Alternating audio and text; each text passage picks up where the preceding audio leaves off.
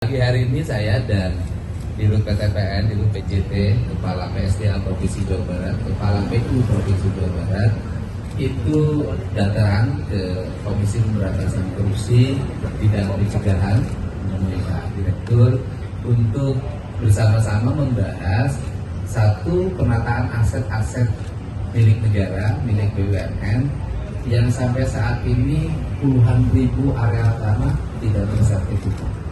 Sehingga kita ingin mendorong segera dilakukan sertifikasi. Yang kedua adalah memiliki kelengkapan administrasi seperti izin lokasi, HGU yang habis bertahun-tahun tidak berproses, kita ingin dorong untuk berproses. Kemudian yang ketiga adalah mengembalikan kembali fungsi-fungsi hutan pada fungsinya, mengembalikan kembali fungsi perkebunan pada fungsinya, mengembalikan kembali fungsi sungai, baik yang dikelola oleh BPWS, oleh PJT maupun oleh PSDA untuk kembali sebagai fungsi sungai. Sehingga ada resiko di situ.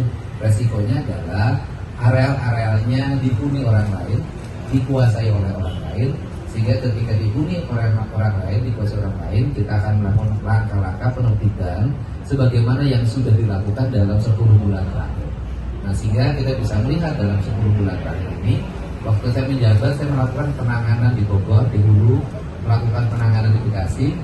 Sampai hari ini arealnya relatif sangat bagus, airnya mengalir yang baik. Hari ini kita rawat dan kita akan bergerak ke selatan karena banyak areal di lereng-lereng gunung itu berubah menjadi areal pemukiman dan areal perkebunan sayur dengan resiko longsor dan banjir yang sangat tinggi.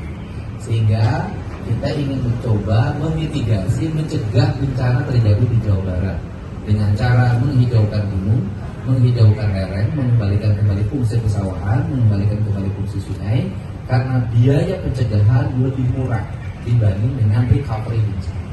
Itu saja, dan kita menjadikan KPK sebagai mitra untuk melakukan koordinasi dan membangun arah agar pembangunan sesuai dengan koridor undang-undang dan sesuai dengan koridor pembangunan yang berbasis ekologi. Terima kasih. Terima kasih. Selanjutnya Pak Gantian bisa disampaikan tanggapan dari KPU. Ya, terima kasih. Hari ini kami kedatangan Pak Gubernur Jawa Barat bersama tim dengan rekan-rekan dari sektoral, dari PJT ada, dari PTPN juga ada.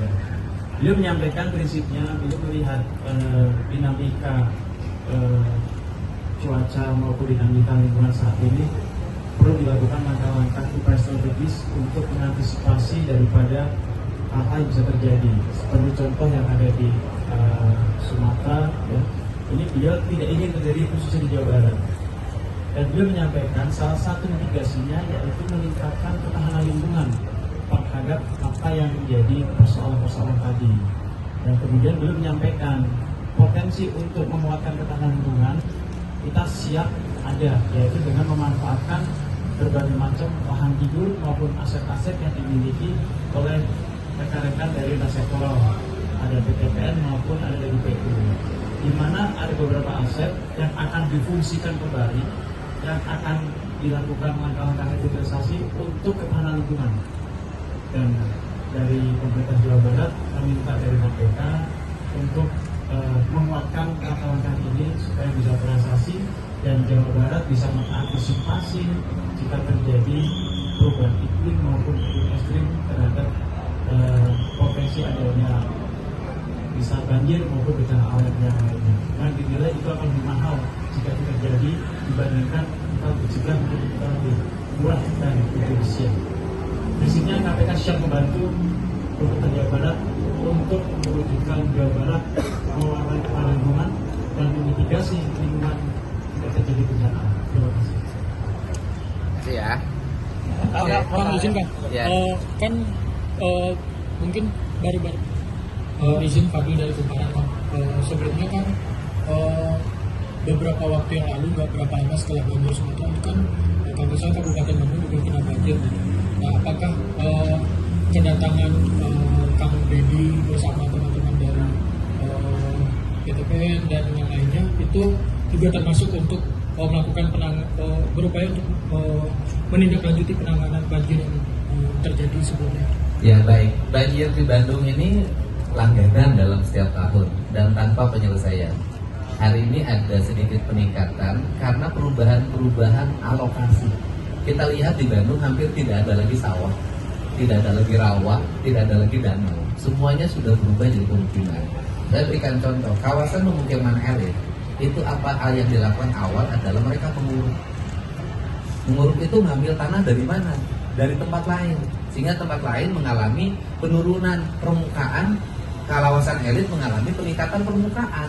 Sehingga ketika hujan tiba, yang korban itu yang mengalami penurunan permukaan. Nah, yang di Bandung ini, itu mereka tinggal di kawasan BBWS, daerah aliran sungainya Citarum, dan PSDA. Nah, kemudian solusinya adalah mereka hari ini sudah mulai direlokasi. Disiapkan tempat untuk kontrak selama setahun oleh Pemprov Jabar, dan selanjutnya nanti kita akan melakukan pembebasan lahan.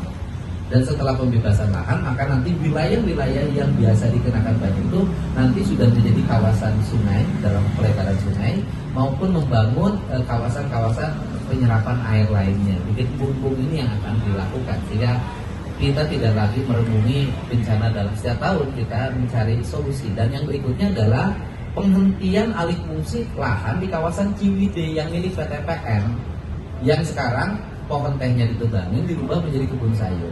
Kemudian sebagian areal tanah kehutanan yang berubah jadi kebun sayur. Ini yang akan kita gerakan, kita rubah menjadi perkebunan teh dan perkebunan tanaman keras yang dikelola oleh Dinas Perkebunan dan Dinas Kehutanan Provinsi Jawa Barat. Pak, izin relokasi di mana, Pak? Ya. Relokasi di mana? Yang pertama sekarang kita belum memikirkan tempat relokasinya di mana dulu. Mereka kontrakin aja dulu rumah selama setahun, tenang dulu. Nah, mungkin mulai Januari kita akan menentukan titik relokasi mereka. Download Tribun X sekarang, menghadirkan lokal menjadi Indonesia.